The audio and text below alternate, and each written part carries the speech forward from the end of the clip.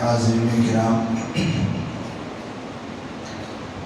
گزشتہ جمعہ ایک اہم بات ہمارے سامنے پیش کی گئی کہ اللہ تبارک و تعالیٰ نے پوری کائنات پر اور بالخصوص انسانیت پر جتنے احسانات اور انعامات فرمائے، اس میں سب سے بڑا انعام اور سب سے بڑا عظیم احسان حضرت نبی کریم صلی اللہ علیہ وآلہ وسلم کی بعثت ہے کہ آپ پوری کائنات کے وجود میں آنے کا ذریعہ ہے، وجہ ہے۔ ان کو وجہ کائنات کہا جاتا ہے کہ اگر آپ نہ ہوتے تو کچھ بھی نہ ہوگا۔ یہ زمین آسمان نہیں ہوتے، سمندر نہیں ہوتے، درخت و نباتات نہیں ہوتے، میں اور آپ نہیں ہوتے، کچھ بھی نہ ہوتا۔ یہ سب کچھ کا وجود حضور اکرم صلی اللہ علیہ وآلہ وسلم کی وجود کی برکت ہے کہ آپ دنیا میں تشریف لانے والے ہیں، آپ کو دنیا میں آنا ہے۔ جو بھی خیر وجود میں آتا ہے یا آئندہ آئے گا، ہر خیر کے پیچھے آپ کے وجود کی برکت ہے کہ آپ آنے والے ہیں۔ اور کائنات کے اندر اللہ رسول کے علاوہ کوئی ذات ایسی نہیں ہے جن کی تعریف کی جائے۔ اگر کسی کی تعریف ہونی ہے تو یہ دو ہی ہستیاں ہیں، ایک اللہ کی ذات ہے، دوسرے نبی کی ذات ہے۔ اللہ کی تعریف اس لیے کہ وہی اکیلا ہے تمام تعریفوں کے لائق۔ ہم پہلی آیت پڑھتے ہیں نمازوں میں، قرآن میں، الحمدللہ رب العالمین۔ ہر قسم کی تمام تعریفیں اللہ کے لیے ہیں جو جہانوں کا پالنے والا ہے۔ بالکل اسی طریقے سے تمام تعریفیں، تمام کمالات، تمام خوبیاں اس ہستی کے لیے بھی ہیں جو عالموں کے لیے رحمت بنا کر بھیجے گئے۔ ایک عالموں کا رب ہے اور ایک عالموں کے لیے رحمت ہے۔ عالموں کا رب اللہ تعالیٰ ہے اور عالموں کے لیے رحمت نبی کریم صلی اللہ علیہ وآلہ وسلم کی ذات گرامی ہے کہ اللہ نے فرمایا وَمَا أَرْسَلْنَاكَ إِلَّا رَحْمَةً لِلْعَالَمِينَ۔ ہم نے آپ کو جہانوں کے لیے رحمت بنا کر بھیجا۔ ایسا نہیں ہے کہ جس وقت آپ دنیا میں ہیں اسی وقت آپ رحمت ہیں، بلکہ آپ کے آنے سے پہلے سے ہی جہان والوں کے لیے آپ رحمت ہیں۔ ابھی آپ دنیا میں نہیں آئے لیکن آپ ان لوگوں کے لیے بھی رحمت ہیں، اور اب دنیا میں نہیں ہیں پھر بھی آپ ہمارے اور آپ کے لیے رحمت ہیں۔ صرف اتنی سی بات نہیں ہے، اتنا سا مفہوم نہیں ہے کہ آپ 60-63 سال کے لیے آپ دنیا میں آئے، اب اپنے ہی دور کے لیے رحمت بنا کر بھیجے گئے، نہیں، یہ چھوٹا مفہوم ہے، یہ چھوٹا معنی ہے۔ عالموں کے لیے رحمت کب سے؟ ابتدا سے، کب تک؟ انتہا تک، شروع سے آخر تک۔ جیسے اللہ تبارک و تعالی شروع سے آخر تک سب کے رب ہیں، اسی طرح اللہ کے نبی صلی اللہ علیہ وسلم شروع سے آخر تک کے لیے رحمت ہے۔ بس اتنا فرق ہے کہ اللہ کے درجے کے نیچے نبی کا درجہ ہے۔ اللہ خالق ہے، نبی مخلوق ہے۔ اللہ نے اپنی قدرت سے، اپنی منشا سے، اپنی مرضی سے ان کو نبوت دی۔ یہ اللہ کی عطا ہے ان لوگوں پر، نبیوں پر، کہ اللہ نے ان کو نبی بنایا۔ دو درجے ہیں، ایک نبی ہونا ایک ولی ہونا. ولی آدمی اپنی محنت سے بن سکتا ہے، تہجد پڑھ کے، روزے رکھ کے، نیک اعمال کر کے، اللہ کو راضی کر کے، گناہوں سے بچ کے آدمی آج بھی ولی بن سکتا ہے. کوئی بھی بن سکتا ہے، آپ بھی بن سکتے ہیں. یہ نہیں کہ فلاں کا ہی کام ہے، ہر بندہ ولی بن سکتا ہے. ولی کا مطلب کیا ہے؟ ولی بولے تو ہمارے ذہنوں میں بڑی پگڑی آتی ہے، لمبا جھبا آتا ہے، منکے آتے ہیں، مالے آتے ہیں، انگوٹھیاں آتی ہیں، 10 انگلیوں میں انگوٹھیاں ہوں، گلے میں 4 مالے ہوں، اور لمبے سے لمبا کرتا ہو، بڑی سے بڑی پگڑی ہو. ہر زمانے میں ولی کی ایک پہچان ہے. ایک زمانے میں علماء کی ایک پہچان ہوتی ہے. پہلے زمانے میں ایک دور ایسا بھی گزرا ہے، سب سے بڑا عالم وہ مانا جاتا تھا جس کی پگڑی سب سے زیادہ بڑی ہوتی ہے. جس کی پگڑی جتنی بڑی ہے وہ اتنا بڑا عالم ہے.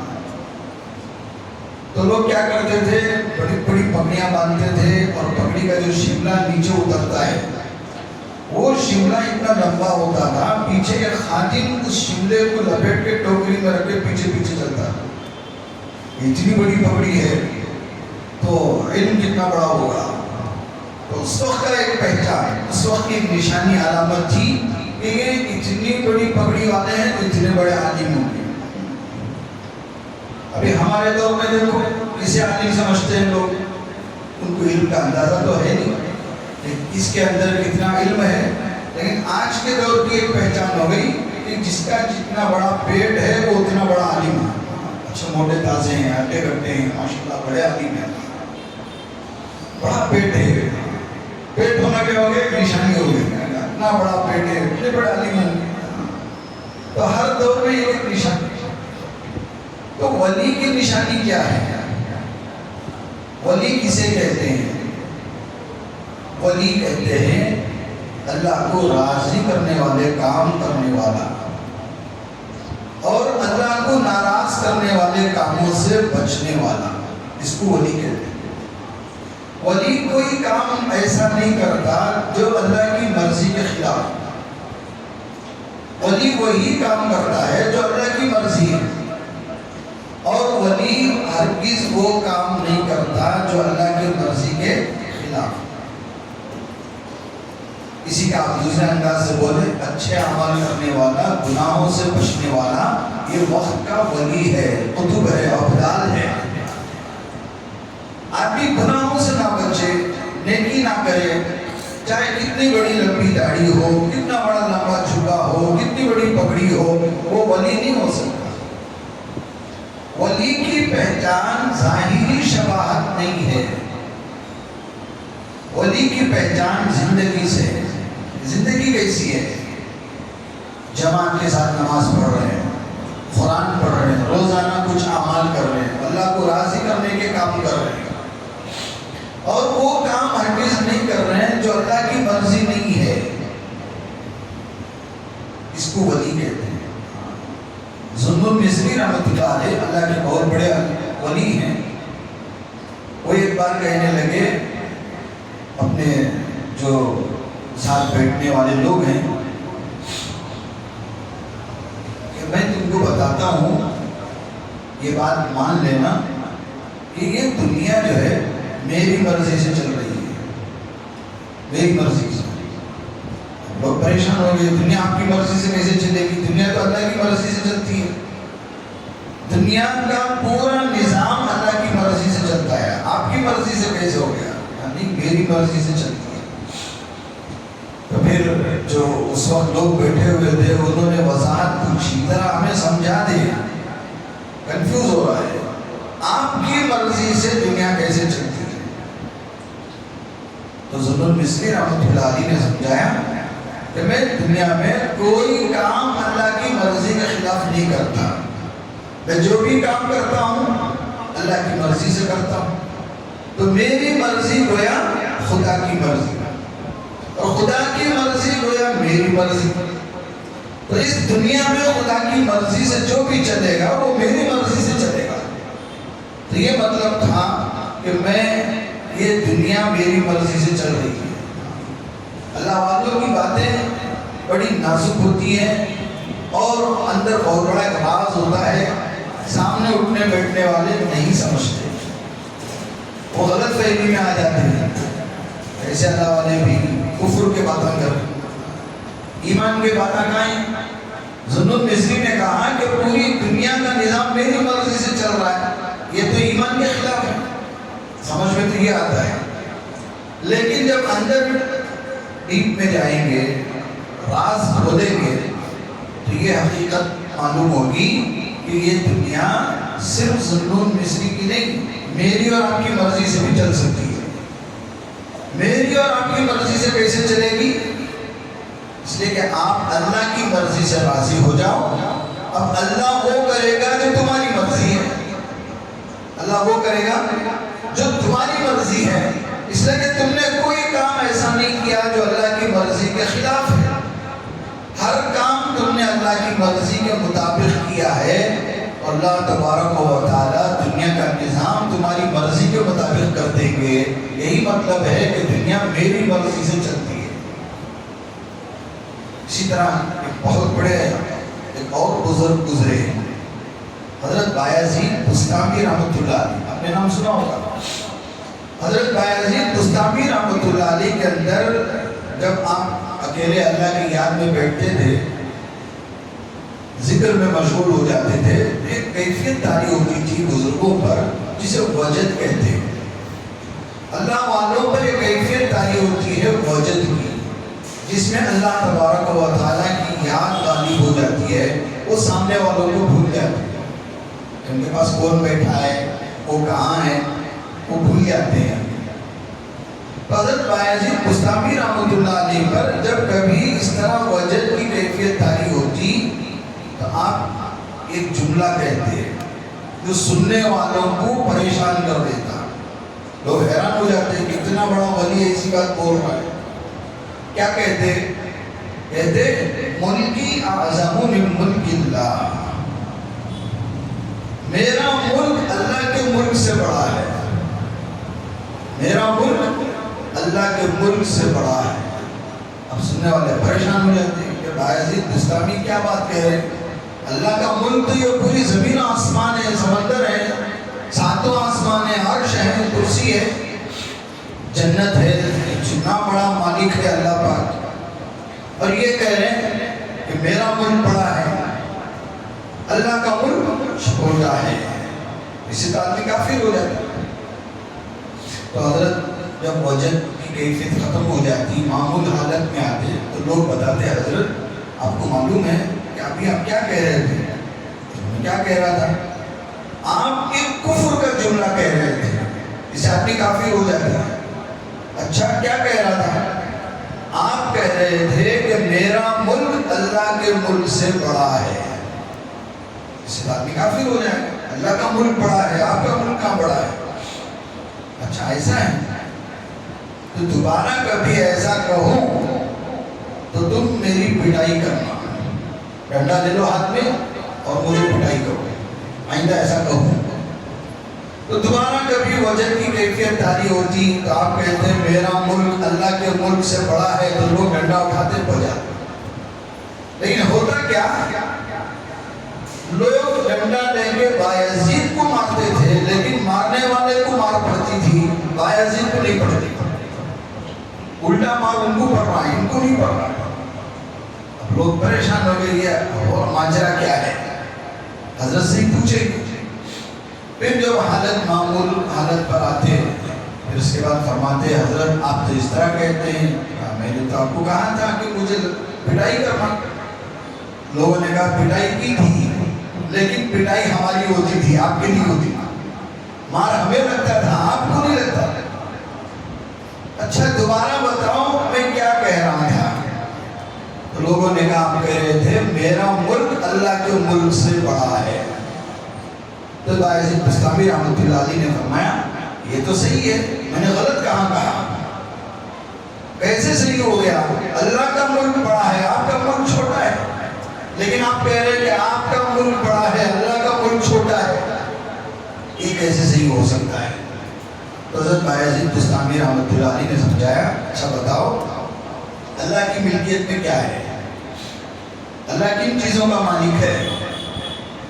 کہاں اللہ زمین آسمان کا مالک ہے، میرا اور آپ کا مالک ہے، کائنات کے ہر ذرے کا مالک ہے، ساتوں آسمانوں کا، ساتوں زمینوں کا، ساتوں سمندروں کا، جنگلوں کا، پہاڑوں کا، جنت کا، دوزخ کا، زمین آسمانوں کا، سب کا مالک ہے۔ اتنا بڑا ہے اللہ۔ اچھا یہ بات ہے۔ پھر باعث بستامی رحمۃ اللہ علیہ نے سمجھایا اللہ مالک ہے زمین و آسمان کا۔ زمین کس کی؟ اللہ کی۔ آسمان کس کا؟ اللہ کا۔ سمندر کس کا؟ اللہ کا۔ سب اللہ کا ہے، لیکن میرا ایک ہے، میں اس کا مالک ہوں، میں نے اس کو اپنایا ہے۔ بھئی جو چیز آدمی خریدتا ہے یا اپناتا ہے اس کا مالک ہو جاتا ہے کہ نہیں ہو جاتا؟ مالک ہو جاتا ہے۔ تو میں نے خدا کو اپنایا ہے، میں نے خدا کو چنا ہے، میری ملکیت بس خدا ہے۔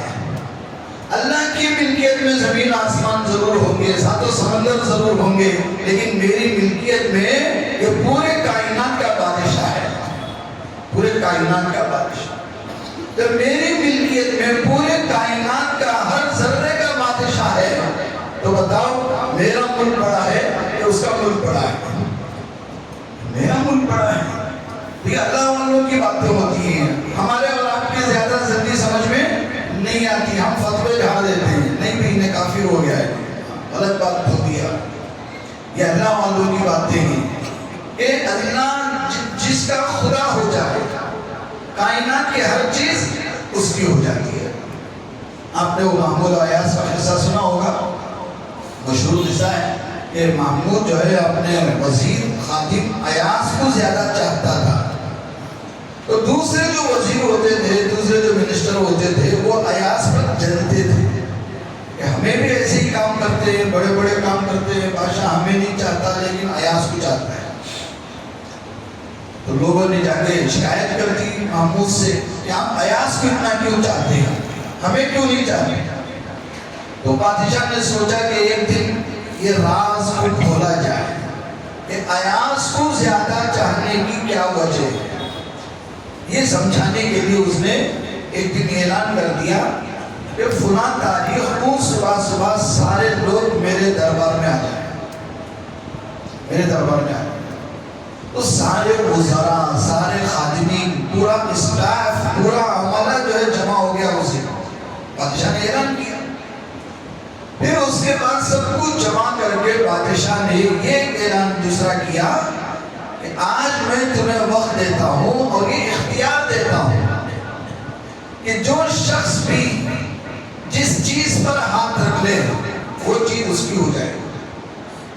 کسی پر بھی ہاتھ رکھ لے، کرسی پہ ہاتھ رکھ لے، فرنیچر پہ ہاتھ رکھ لے، سونے پہ ہاتھ رکھ لے، کس پر بھی ہاتھ رکھ لے وہ چیز اس کی ہو جائے۔ تو لوگ بڑے خوش ہوئے، کسی نے کرسی پہ ہاتھ رکھ لیا، کسی نے سونے پہ ہاتھ رکھ لیا، کسی نے زیورات پہ ہاتھ رکھ لیا، کسی نے فلاں سب ہاتھ رکھ لیا، سب خوش ہیں، سب تمہارا ہے، جاؤ لے جاؤ۔ یہ جو ایاز ہے یہ خاموش کھڑا ہوا ہے، اس نے ابھی کسی چیز پر ہاتھ نہیں رکھا۔ تو لوگ ایاز کو دیکھ کر ہنسنے لگے، پاگل ہے، دیوانہ ہے، بادشاہ کا اعلان نہیں سمجھا۔ بادشاہ نے اعلان کیا کہ آج جو شخص جس چیز پر ہاتھ رکھ لے وہ اس کی ہے، لیکن یہ پاگل آدمی ابھی کھڑا ہوا ہے، کسی چیز پہ ہاتھ نہیں رکھا ہے۔ محمود نے ایاز سے پوچھا کہ ایاز ہمارا اعلان تم نے سنا نہیں یا سمجھا نہیں؟ ایاز نے کہا میں نے سنا ضرور ہے، تھوڑا اور سمجھنا چاہتا ہوں۔ کیا سمجھنا چاہتے ہو؟ تو آپ یہ بتائیں، آپ نے یہ جو فرمان جاری کیا کہ آج جو شخص جس چیز پر ہاتھ رکھ لے وہ اس کی ہو جائے گی، کیا یہ بالکل صحیح ہے، کنفرم ہے؟ کیا اس میں کچھ بات بدلے گی؟ بادشاہ ہے نا، پتہ نہیں جوش میں کیا کیا بول دیتا ہے۔ بادشاہ ہے، مائک پکڑیا، بول دیا 15 لاکھ روپے تمہارے اکاؤنٹ میں آئیں گے، بعد میں جملہ ہو گیا۔ بادشاہ ہے، کچھ بھی بول سکتا ہے۔ تو یہ جو آپ نے اعلان جاری کیا کہ جو شخص جس چیز پر ہاتھ رکھے وہ اس کی ہو جائے گی، اب یہ پہلے یہ اس کی تائید کریں، یہ بالکل صحیح ہے، کنفرم ہے۔ ہاں بالکل اسی لیے تو اعلان کیا ہے. تو سیدھے ایاز کھڑا ہوا، جا کے محمود کے کندھے پہ ہاتھ رکھ دیا، بادشاہ کے کندھے پہ ہاتھ رکھ دیا. کسی نے کرسی پہ ہاتھ رکھا، کسی نے خزانے پہ ہاتھ رکھا، کسی نے کچھ پہ ہاتھ رکھا، لیکن ایاز سیدھے گیا اور محمود بادشاہ کے کندھے پہ ہاتھ رکھ دیا. لوگوں نے کہا ایاز یہ کیا تماشا ہے، یہ کیا کھیل ہے؟ نہیں کھیل نہیں ہے، یہی چیز میں تمہیں بھی سمجھانا چاہتا ہوں کہ بادشاہ نے آج یہ اعلان جاری کیا ہے کہ جو شخص جس چیز پہ ہاتھ رکھ لے وہ اس کی ہو جائے گی. تو تم نے خزانوں پہ ہاتھ رکھے، میں نے خزانوں کے بادشاہ پہ ہاتھ رکھ دیا کہ بادشاہ میرا ہو گیا تو سب میرے ہو گئے. تم بھی میرے ہو گئے، خزانہ بھی میرا ہو گیا، یہ بنگلہ بھی میرا ہو گیا، یہ محل بھی میرا ہو گیا، یہ کرسی بھی میری ہو گئی، یہ حکومت بھی میری ہو گئی. یہ مطلب ہے کوئی کسی مالک کو چن لے، کوئی کسی بادشاہ کو چن لے تو وہ سب سے بڑا سمجھدار ہے. اور ہم نے اللہ کو چن لیا، ہم نے اپنی مرضی کو اللہ کی مرضی کے لیے قربان کر دیا. اب اللہ کیا کرتے ہیں، کائنات کا پورا نظام ہماری مرضی سے چلاتے ہیں. یہی بات ذوالنور مصری رحمۃ اللہ علیہ نے کہا تھا، یہ دنیا کا نظام میری مرضی سے چلتی ہے، میری مرضی سے چل رہا پورا دنیا کا نظام. تو مطلب یہی ہے کہ بندہ پہلے اپنی مرضی کو خدا کے مرضی کے سامنے جھکا دے گا. اپنی خواہشات، اپنی تمنائیں، اپنی حاجتیں، اپنی ضرورتیں، اپنی دعائیں، یہاں تک کہ ہر آرزو کو اللہ کے لیے قربان کر دے. تو حدیث میں آتا ہے بندے کی کوئی ایک دعا ضائع نہیں ہوتی، بندے کی ایک آرزو ضائع نہیں ہوتی، بندے کی ایک تمنا ضائع نہیں ہوتی. قیامت کے دن نام اعمال میں دیکھے گا اتنے حج کیے ہیں، اتنے پیسے خیرات کیے ہیں، اتنا مال زکات میں دیا ہے، اتنا مال خرچ کیا ہے. وہ حیران ہوگا، یا اللہ میں تو دنیا میں غریب آدمی تھا، مڈل کلاس میں بھی نہیں تھا، میں پیچھے، لیکن میرے پاس اتنے پیسے بھی نہیں کہ حج کروں، زکات نکالوں، خیرات کروں. تو اللہ پاک بندے سے کہیں گے میرے بندے یاد کر تو نے فلاں فلاں وقت میں دعا کی تھی، یا اللہ مجھے اتنی دولت دے، مجھے اتنے پیسے دے، مجھے اتنا مال دے، اور میں نے تمہیں نہیں دیا، میں نے تمہیں نہیں دیا. اگر وہ مال اس وقت دیتا تو تم حج بھی کر سکتے تھے، زکات بھی دے سکتے تھے، خیرات بھی کر سکتے تھے. اس لیے چونکہ مال میں نے نہیں دیا اس لیے تم نہیں کر سکے، لیکن تم نے دعا تو کی تھی، تو دعا کے بدلے میں نے مفت میں تمہیں آج حج کا ثواب بھی دے دیا، زکات کا ثواب بھی دے دیا، ہر نیکی کا ثواب بھی دے دیا جو تم دنیا میں پیسوں سے کر سکتے تھے. تو وہ بندہ قیامت کے دن وہاں یہ آرزو کرے گا کہ کاش میری دنیا میں ایک دعا بھی قبول نہ ہوتی تو اچھا تھا. یہ ساری دعاؤں کا بدلہ یہاں مل رہا ہے. ہمیں کیا کرنی ہے، سوچتی دعائیں کر رہی، امام صاحب سے کرا رہی، بزرگوں سے کرا رہی، ولیوں سے کرا رہی. اللہ دعا قبول نہیں کر رہا ہے. کیوں نہیں کر رہا ہے؟ قبول نہیں کر رہا ہے تو مطلب یہ نہیں ہے کہ آپ کی دعائیں ضائع ہو رہی ہیں، ضائع نہیں ہو رہی ہیں. ساری دعائیں آپ کی سیو ہو رہی ہیں، اکاؤنٹ میں جمع ہو رہا ہے. اب جو مانگ رہے وہ نہیں مل رہا ہے، قیامت کے دن اس سے بہتر آپ کو ملے گا، اتنا بہتر ملے گا. بندہ وہاں یہ آرزو کرے گا کہ کاش دنیا کی ایک خواہش بھی پوری نہ ہوتی تو اچھا ہوتا. یہ ہے اللہ کی مرضی. ہم اپنی مرضی کو خدا کی مرضی کے تابع کر دیں. اس سے آدمی کیا بن سکتا ہے؟ ولی بن سکتا ہے. تو میں بات یہاں سے شروع کر رہا تھا کہ دو چیزیں ہیں، دو درجے ہیں، دو رتبے ہیں، ایک نبوت کا، ایک ولایت کا. ولی آدمی اپنی کوشش سے بن سکتا ہے، لیکن نبی آدمی اپنی کوشش سے نہیں بن سکتا. ولی ہونا یہ کسبی ہے، نبی ہونا یہ وہابی ہے. وہابی کا مطلب اللہ کی عطا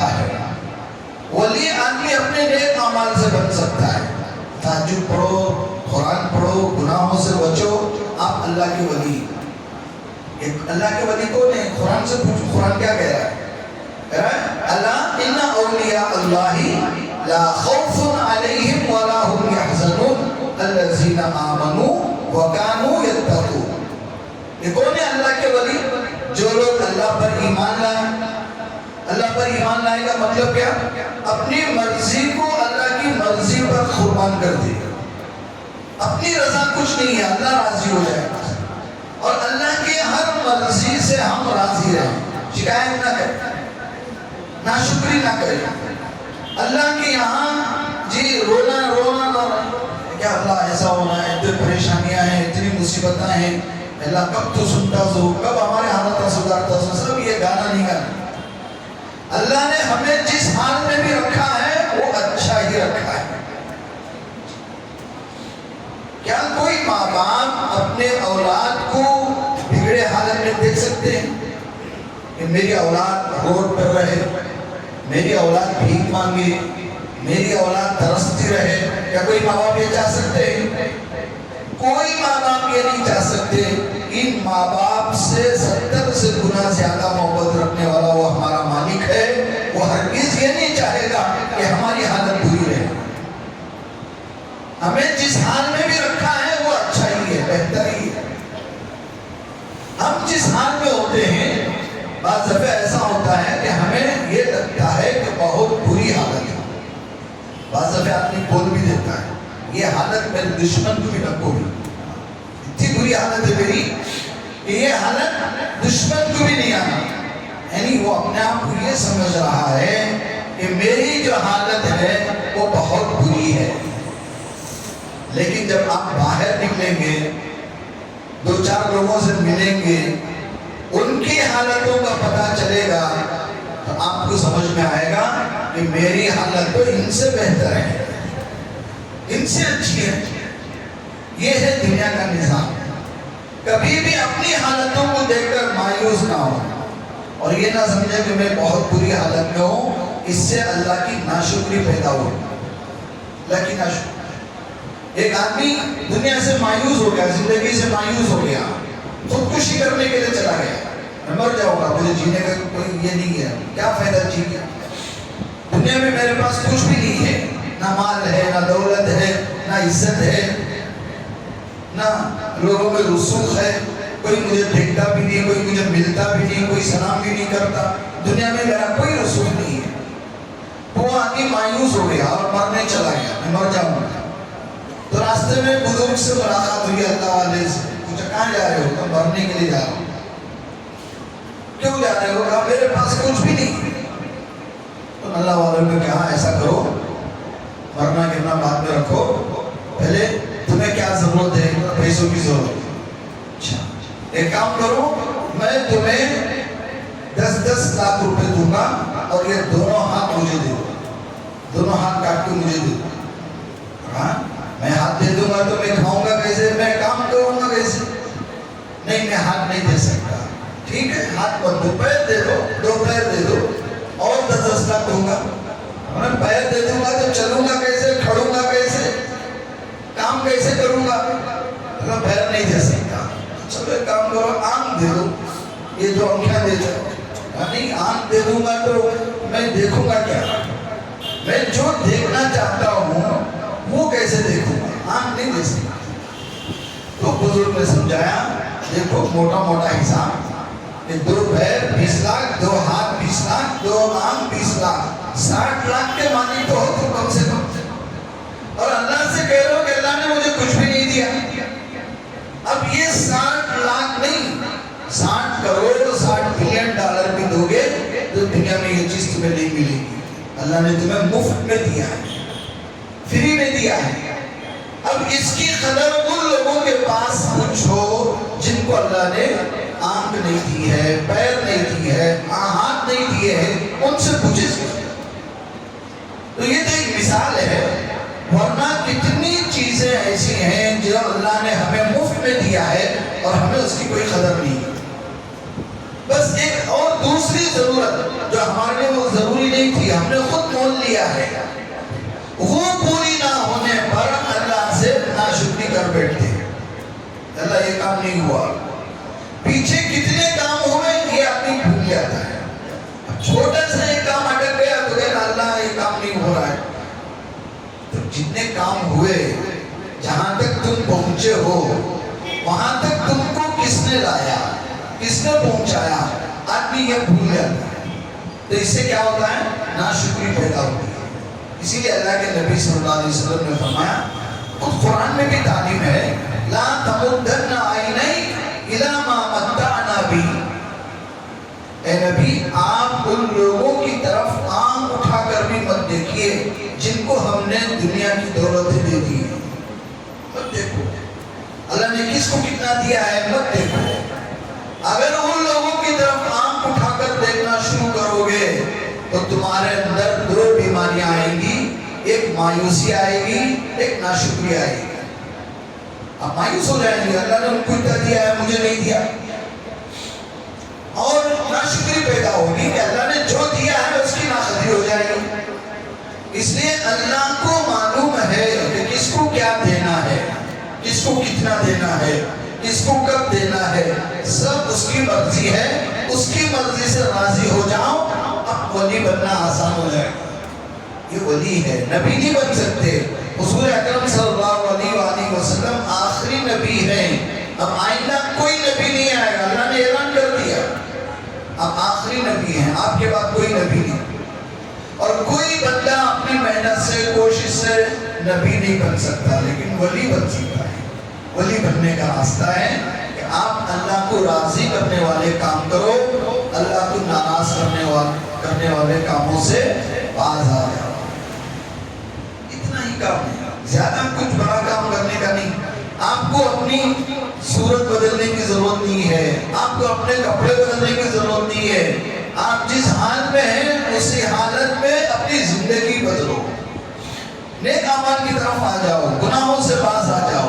ایسے گناہ ہیں جو ہم روزانہ کر رہے ہیں، نہ چاہتے بھی ہو جا رہے ہیں، معلوم ہو کے بھی کر لے رہے ہیں. ایسے کتنے گناہ ہیں، ایک ایک گناہ کو ایک ایک دن چھوڑنے کی نیت کرو. اس سے کیا ہوگا؟ گناہوں سے بچنا آسان ہو جائے گا. تو بہرحال حضور اکرم صلی اللہ علیہ وآلہ وسلم کی بعثت، آپ کی نبوت، آپ کی آمد پوری کائنات کے لیے رحمت ہے. پوری کائنات آج بھی اور قیامت تک کے لیے. یہی بات عرض کر رہا تھا کہ حضور اکرم صلی اللہ علیہ وآلہ وسلم صرف اپنے زمانے کے، اپنے دور کے لوگوں کے لیے رحمت نہیں تھے. آپ ابھی دنیا میں نہیں آئے تب بھی آپ رحمت ہیں، اور اس وقت دنیا میں نہیں ہیں پھر بھی آپ رحمت ہیں. آپ کا وجود سب کے لیے رحمت. حضرت عباس رضی اللہ تعالیٰ عنہ آپ کے چچا ہیں. انہوں نے ایک بار حضور اکرم صلی اللہ علیہ وسلم سے اجازت مانگی کہ یا رسول اللہ صلی اللہ علیہ وآلہ وسلم مجھے اجازت دے، میں آپ کی تعریف کرنا چاہتا ہوں، میں آپ کی تعریف کرنا چاہتا ہوں. میں شروع میں ایک بات عرض کیا تھا کہ تعریف کے لائق یہی دو ذات ہیں، ایک اللہ کی ذات، دوسرے نبی کی ذات. ان کے سامنے آپ تعریف کر سکتے ہیں. کوئی اور بندہ ایسا نہیں ہے، چاہے بڑے سے بڑا منسٹر ہو، بادشاہ ہو، بڑے سے بڑا مالدار ہو، کوئی بھی ہو، اس کے سامنے تعریف کرنے کی اجازت ہماری شریعت میں نہیں ہے. منہ کے سامنے تعریف مت کرو. اگر کوئی بندہ آپ کے منہ کے سامنے آپ کی تعریف کر رہا ہے تو یہاں تک نبی نے فرمایا صلی اللہ علیہ وسلم کہ تعریف کرنے والے کے منہ میں مٹی ڈالو، اسے تعریف کرنے مت دو. اس لیے کہ منہ کے سامنے تعریف کرنے سے آدمی کے اندر دو بیماریاں پیدا ہوتی ہیں. ایک تکبر پیدا ہوتا ہے، ایک عجب پیدا ہوتا ہے. عجب کہتے ہیں خود پسندی، اپنے کو بہتر سمجھنا، اپنے ہی کو اچھا سمجھنا. اس سے کیا ہوتا ہے؟ آدمی جب خود کو اچھا سمجھتا ہے تو سامنے والے کو حقیر سمجھتا ہے. سامنے والے، اس لیے فرمایا منہ کے سامنے ہرگز تعریف نہ کرنا. ہاں، نبی کی شان، نبی کی ذات، آپ نبی کے سامنے تعریف کر سکتے ہیں. حضرت عباس رضی اللہ تعالیٰ عنہ نے اجازت مانگی تو آپ نے اجازت دی. ہاں پڑھو، تعریف کرو. بلکہ خود نبی کریم صلی اللہ علیہ وسلم نے خود اپنی تعریف فرمائی. یہ بھی ایک بات ہے کہ کوئی بندہ خود اپنی تعریف کرے، اس کی اجازت ہمارے اسلام میں نہیں ہے، بلکہ لوگ برداشت بھی نہیں کریں گے. کوئی آدمی اپنی تعریف کرے تو بولے کیا بہت شریف بولا بھائی نے، کیا بڑا یہ ہو گیا، بولتے ہیں، سننے کے لیے بھی تیار نہیں ہوتے. لیکن نبی کی ذات ہے جو خود اپنی تعریف کر سکتا ہے. آپ نے اپنی تعریف کی، انا سید ولد آدم یوم القیامہ، میں قیامت کے دن پورے اولاد آدم کا سردار ہوں. لواء الحمد بیدی، اللہ کی تعریف کا جھنڈا میرے ہاتھ میں ہوگا. بی تفتح الشفاعہ، میرے ذریعے سے سفارش کا دروازہ کھلے گا. یہ کیا ہے؟ نبی کریم صلی اللہ علیہ وسلم خود اپنی تعریف کر رہے ہیں. اب حضرت عباس تعریف کر رہے ہیں نبی کے سامنے. کہا یا رسول اللہ، آپ وہ ہیں، اگر آپ دنیا میں آنے کا نہیں ہوتا تو اللہ پاک آدم کی توبہ قبول نہیں کرتے. آدم کی توبہ اللہ نے قبول فرمائی، اس لیے کہ آدم کی پشت میں آپ کو آنا ہے. اگر آپ کو آنا نہیں ہوتا تو ابراہیم کو اس آگ سے نجات نہیں ملتی. ابراہیم کو آگ سے نجات اس لیے ملی کہ ابراہیم کے پشت میں آپ کو آنا ہے. اگر آپ نہیں ہوتے تو نوح کو طوفان سے نجات نہیں ملتی. نوح کو طوفان سے نجات اس لیے ملی کہ نوح کی پشت میں آپ کو آنا ہے. معلوم ہوا آدم ہو کہ نوح ہو، ابراہیم ہو کہ عیسیٰ ہو کہ موسیٰ ہو، ہارون ہو کہ الیاس ہو، کوئی بھی نبی ہو، ہر ایک کے آپ مقتدی ہیں، امام ہیں، سید الانبیاء ہیں، امام الانبیاء ہیں، اور آپ کے آنے ہی سے ان سب کا یہ رتبہ ہے. یہ ہے حضور اکرم صلی اللہ علیہ وسلم کی شان. تو میں یہی عرض کر رہا شروع سے کہ اللہ کا سب سے بڑا احسان اگر آج بلکہ شروع ہی سے کوئی ہے انسانیت پر تو وہ حضور اکرم صلی اللہ علیہ وسلم کی وجود کا برکت ہے کہ آپ ہیں. اس لیے سب ہمارے ساتھ یہ سب کچھ ہو رہا ہے، اچھا ہو رہا ہے، بہتر ہو رہا ہے. آپ کی دعا کی برکت سے ہماری نیکیوں میں اجر کا اضافہ ہو گیا. آپ کے دعا کی برکت سے عمومی عذاب نہیں آ رہا ہے. آپ کی دعاؤں کی برکت سے اللہ نے یہ پھٹکار کرنا، لعنت کرنا اللہ نے بند کر دیا ہے. ورنہ بنی اسرائیل میں ایسے ایسے عذابات آئے کہ بیٹھے بیٹھے لوگ بندر بنا دیے گئے، خنزیر بنا دیے گئے. لیکن اللہ پاک نے حضور اکرم صلی اللہ علیہ وسلم کے دعا کی برکت اس امت پر ایسا عمومی عذاب نہیں آ. اللہ نے نیکیاں چھوٹی ہیں لیکن ثواب زیادہ ہے، اجر زیادہ ہے. اور نیکیاں بالکل آسان ہیں لیکن ثواب زیادہ ہے. یہ ہے نبی پاک صلی اللہ علیہ وسلم کے رحمت کا اثر کہ آپ اتنے مہربان تھے کہ آپ نہیں چاہتے تھے کہ میری امت کسی مشقت میں پڑ جائے، کسی بھی مشقت میں نہ ہو.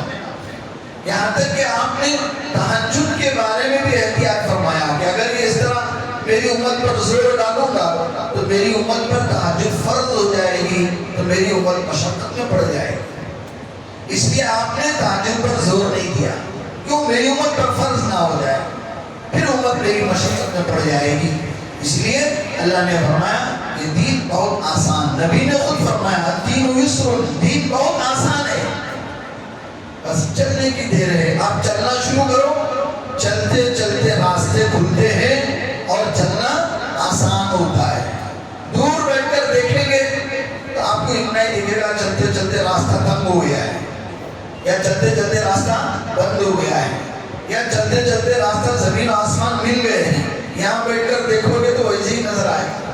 چلنا شروع کرو، راستہ کھلتا جائے گا اور آپ کو چلنا آسان ہوگا اور آپ منزل پہ پہنچو گے. ہم چلنے کے لیے تیار نہیں، ہم بس تماشائی ہیں، یہیں بیٹھ کر دیکھیں گے سب یہیں سے حل ہو جائے. نہیں ہو سکتا. کچھ نہ کچھ پہلے آپ قدم اٹھاؤ، پھر اللہ جو ہے راستے آسان کرتے ہیں. اللہ نے آلریڈی آسان کر دیا ہے. ساری نیکیاں آسان ہیں، نماز آسان ہے، روزہ آسان ہے، تلاوت آسان ہے، ہر عمل آسان ہے. آپ اللہ اور رسول کو خوش کرنے کی نیت کرو، عزم کرو، ارادے کرو، قدم اٹھاؤ، پھر دیکھو اللہ پاک ہماری مرضی سے سب کرے گی. عمر فاروق رضی اللہ تعالیٰ عنہ کا رتبہ آپ جانتے ہیں. آپ سوچتے تھے اور اللہ ویسے قرآن اتارتا تھا. تو کیا ہے، عمر فاروق نے پہلے اپنی مرضی کو اللہ کی مرضی پر قربان کر دیا اور اللہ نے قرآن بھی عمر کی مرضی سے اتارنا شروع کر دیا. تو دنیا کا نظام آج بھی ہماری مرضی سے چلانا ہے تو خود کو اپنی اپنی مرضی کو اللہ کی مرضی کے حوالے کر دو، پھر اللہ پاک پورا نظام ہماری مرضی سے چلائے۔ یہ حضور اکرم صلی اللہ علیہ وسلم کے وجود کی برکت ہے کہ اللہ نے ایسا دین ہمیں دیا، ایسے اعمال ہمیں دیے، ایسے اسباب ہمیں دیے کہ ہم اللہ کے قریب ہو سکتے ہیں، اللہ کے ولی ہو سکتے ہیں۔ تو اس لیے کوشش کریں، صرف دعوے لمبے لمبے چوڑے کر لینے سے کچھ نہیں ہوتا، حقیقی غلام بنے، حقیقی پیروکار بنے تو پھر زندگیاں بدلتی ہیں۔ اللہ پاک ہمیں ان باتوں پر عمل کرنے کی توفیق عطا فرمائے۔